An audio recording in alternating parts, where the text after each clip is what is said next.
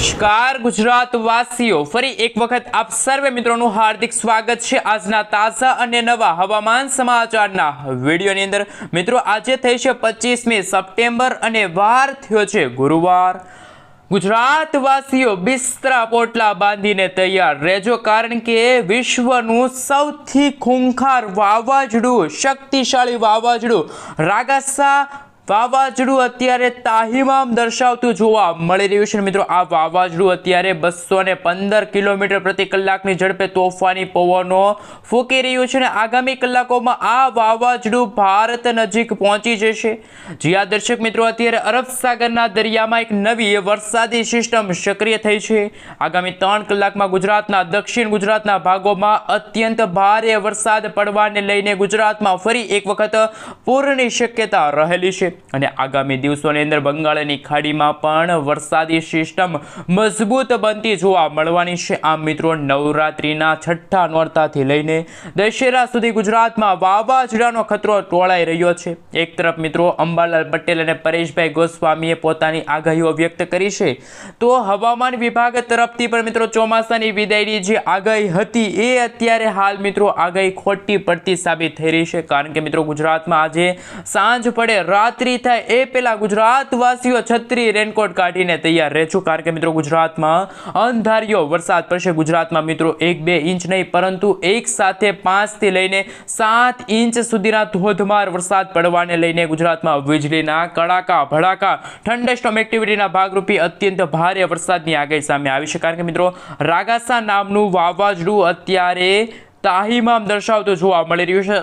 300 kilometre પ્રતિ કલાકની ઝડપે તોફાની પવનો, ક્યારેક મિત્રો ઝટકાના પવનો પણ ગુજરાત નજીક ફૂંકાઈ રહ્યા છે અને મિત્રો અરબ સાગરના દરિયામાંથી આગળ વધી રહેલી વરસાદી સિસ્ટમ અત્યારે મુંબઈના દરિયાઈ કાંઠે પહોંચી છે। હવામાન વિભાગ તરફથી અત્યારે દક્ષિણ ગુજરાતના ભાગોમાં રેડ એલર્ટની જે વોર્નિંગ છે જાહેર કરી દેવામાં આવી છે। આગામી 5 દિવસ સુધી માછીમારોને દરિયો ન ખેડવા માટે સાવચેત રહેવા માટે અપીલ કરવામાં આવી છે। ચોમાસાની વિદાય વચ્ચે અત્યારે વરસાદના નવા રાઉન્ડને લઈને પરેશભાઈ ગોસ્વામીએ પોતાની આગાહી વ્યક્ત કરી છે।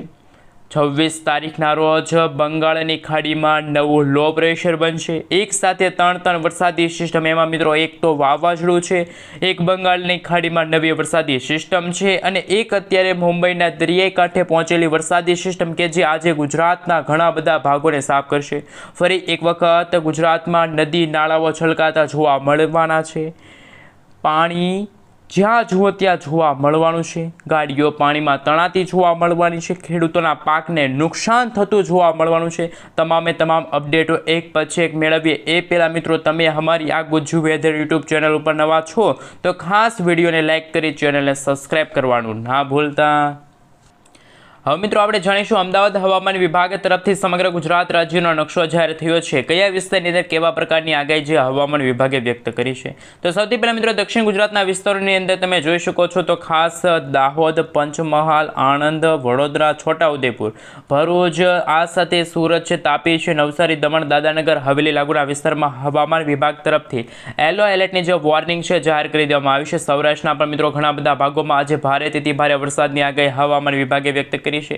એકદમ મિત્રો ગુજરાતના વાતાવરણમાં અસ્થિરતા સર્જાણી છે, સાથે મિત્રો આજે અમુક વિસ્તારોમાં ગુજરાતમાં હજુ પણ આંશિક વરાપનો માહોલ જોવા મળશે, જેમાં મિત્રો કચ્છ છે, દેવભૂમિ દ્વારકા, જામનગર, આ સાથે પોરબંદર છે। ઉત્તર ગુજરાતના ભાગોની અંદર જો વાત કરીએ તો બનાસકાંઠા, સાબરકાંઠા, અરવલ્લી, મહીસાગર, પાટણ, ગાંધીનગર, ખેડા છે, અમદાવાદ છે, સુરેન્દ્રનગર, મોરબી લાગુના વિસ્તારમાં આંશિક વરાપ જોવા મળશે, પરંતુ જેમ જેમ સમયગાળો પસાર થતો જશે તેમ તેમ મિત્રો ગુજરાતમાં 28 તારીખથી વરસાદનો નવો રાઉન્ડ શરૂ થવા જઈ રહ્યો છે।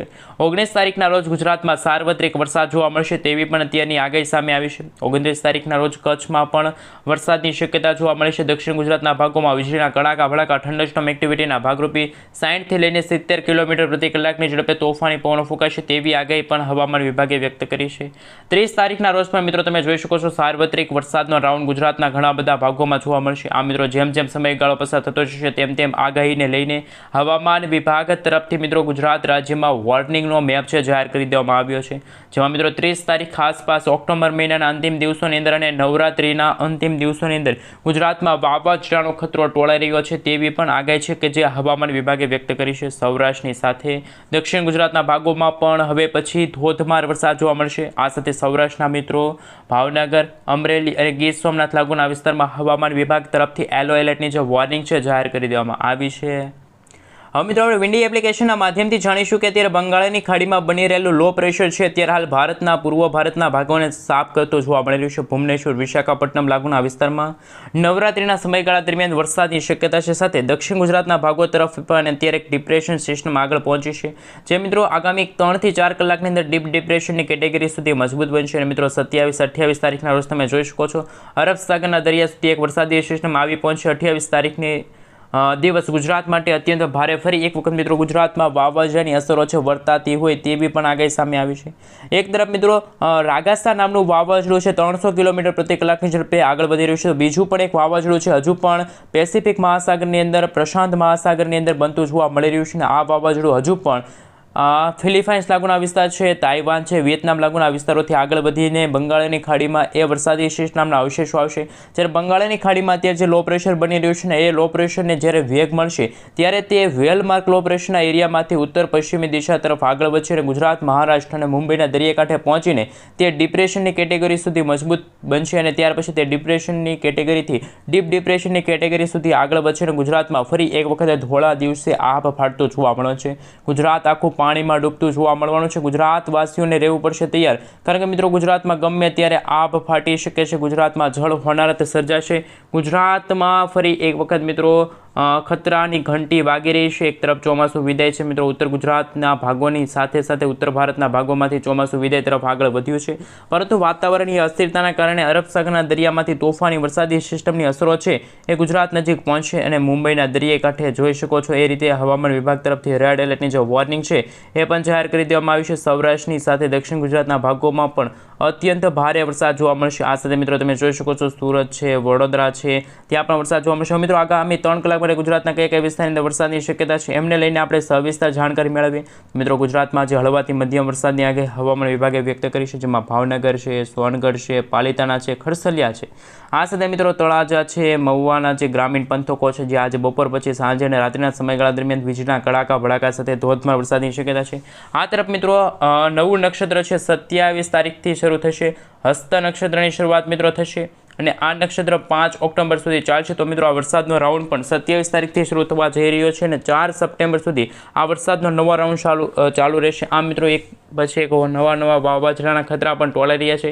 એક તરફ મિત્રો હવામાન વિભાગ તરફથી ચોમાસાની વિદાયની તારીખો જાહેર થઈ રહી હતી, પરંતુ જે રીતે મિત્રો અત્યારે વાતાવરણની અસ્થિરતા સર્જાણી છે, નવા વાવાઝોડા બની રહી છે, નવી વરસાદી સિસ્ટમો બની રહી છે, જેના કારણે મિત્રો ગુજરાતમાંથી ચોમાસું વિદાય લે એ પહેલાં દિવાળી આસપાસ પણ ગુજરાતમાં વાદળછાયું વાતાવરણ અને બંગાળની ખાડીવાળી વરસાદી સિસ્ટમને વેગ મળતા ગુજરાતમાં ખતરો પણ ટોળાઈ રહ્યો છે વાવાઝોડાનો. મિત્રો તમે જોઈ શકો છો 27 તારીખના રોજ અરબ સાગરના દરિયાથી લઈને ખાસ મિત્રો એક વરસાદી સિસ્ટમની જે સ્ટફ લાઇનો છે, આ વરસાદી સિસ્ટમનો ઘેરાવો છે ઘેરાઈ રહ્યો છે અરબ સાગરના દરિયાથી લઈને મુંબઈથી લઈને તમે જોઈ શકો છો એક રીતે નાગપુર, મહારાષ્ટ્ર લાગુના વિસ્તારો સુધી એક વરસાદી સિસ્ટમનો ઘેરાવો જોવા મળી રહ્યો છે. તો આ તારીખ 28 તારીખના રોજ મિત્રો ગુજરાતમાં 90થી લઈને 95% વિસ્તારોની અંદર સાર્વત્રિક વરસાદ, તો અમુક ભાગોમાં અત્યંત ભારે વરસાદની આગાહી પણ હવામાન વિભાગે વ્યક્ત કરી છે. એક તરફ મિત્રો ચોમાસું વિદાય તરફ આગળ વધી રહ્યું છે, બીજી તરફ વાવાઝોડાના પણ ખતરા ટોળાઈ રહ્યા છે. આ મિત્રો તમે જોઈ શકો છો 30 તારીખના રોજ ફરી એક વખત મિત્રો બીપોરસોય વાવાઝોડાની યાદ છે આ વરસાદી સિસ્ટમ તાજી દેવડાવશે. કારણ કે મિત્રો જો વાતાવરણની અસ્થિરતા સર્જાશે તો આ વાવાઝોડું છે અરબ સાગરના દરિયામાંથી આગળ વધતું જશે, પરંતુ જો મિત્રો આ વાવાઝોડાની જો દિશા ફંટાય તો એ ગુજરાત નજીક પણ આ વાવાઝોડું આવી શકે છે. તો મિત્રો નવરાત્રિમાં ખેલૈયાઓના રંગમાં ભંગ પાડશે આ મેઘરાજા. આ નવી વરસાદી સિસ્ટમો સક્રિય થતાં ગુજરાતના ઘણા બધા ભાગોમાં 4થી લઈને 6 ઇંચ સુધીના વરસાદ પડશે તેવું પણ અંબાલાલ પટેલે પોતાની આગાહીમાં જણાવ્યું છે. એક તરફ મિત્રો ગુજરાતમાં વાદળછાયું વાતાવરણ જોવા મળી રહ્યું છે, તો બીજી તરફ ગુજરાતના ઘણા બધા ભાગોમાં વહેલી સવારથી લઈને બપોર સુધીના સમયગાળામાં ગરમી, ઉકળાટ અને તાપમાનમાં ભારે વધારો થઈ રહ્યો છે. તો વાતાવરણીય અસ્થિરતા સર્જાશે. હજુ પણ મિત્રો ગુજરાતમાં ઓક્ટોબર મહિનાની શરૂઆત સાથે વરસાદનો નવો રાઉન્ડ શરૂ થવા જઈ રહ્યો છે. ગુજરાતમાં મિત્રો આવનારા ઓક્ટોબર મહિનામાં પણ છેલ્લા પહેલા અઠવાડિયે એટલે કે મિત્રો 1 ઓક્ટોબરથી લઈને 7 ઓક્ટોબર સુધી છૂટાછવાયેલા વિસ્તારોમાં હળવાથી મધ્યમ વરસાદની પણ શક્યતા જોવા મળી છે. અને હજુ પણ મિત્રો બંગાળની ખાડીમાં આવનારા દિવસોમાં નવા લો પ્રેશર, હાઈ પ્રેશરો બની રહ્યા છે. તો મિત્રો દિવાળી સુધી ગુજરાતમાં વરસાદની શક્યતા છે. ચોમાસું હજુ ગુજરાતમાંથી વિદાય નહીં લે એ પહેલાં ગુજરાતમાં હજુ પણ મિત્રો ઘણા બધા વિસ્તારોમાં ફરી એક વખત આભ ફાટતું જોવા મળે છે. ગુજરાત આખું પાણીમાં ડૂબતું જોવા મળવાનું છે. બિસ્તરા પોટલા બાંધીને ગુજરાતવાસીઓ થઈ જાઓ છો તૈયાર, કારણ કે મિત્રો ગુજરાતમાં અણધાર્યો વરસાદ પડી શકે છે. મિત્રો હવે વરસાદ જે પડશે એ અતિશય અને અનાધાર વરસાદ